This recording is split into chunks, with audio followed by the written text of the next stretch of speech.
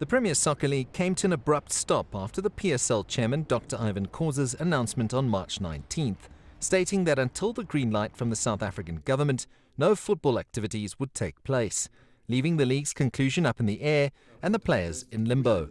In terms of longevity in the game, for sure, the football laws are going to have to be rewritten, and that's probably across all sports. So very uncertain times.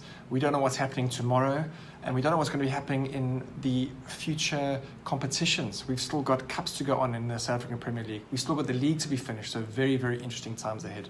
Roberts, a former goalkeeper for clubs like Crystal Palace, Mamelodi Sundowns and Ajax Cape Town, has told his players to use the time of lockdown wisely and to improve themselves. It's a time to sit, it's a time to reflect, it's a time to go within and see where we as individuals can improve ourselves. And I've told the boys as well is that you may not be the most talented of players, but there's nothing stopping you from coming back now to their mini pre-season as the fittest. So I hope they're going to take that on board now and really, really work on themselves going forward. With European clubs discussing reducing players' wages, Roberts says it's tough for South African clubs who aren't in the financial position of Kaizer Chiefs, Orlando Pirates and Mamelodi Sundowns to follow suit. I think it'll be very tough for players or teams to implement a wage cut going forward because of the coronavirus. I honestly can't see that happening, to be honest. I just don't think the majority of players outside the top 5 or top 6 teams could actually afford it.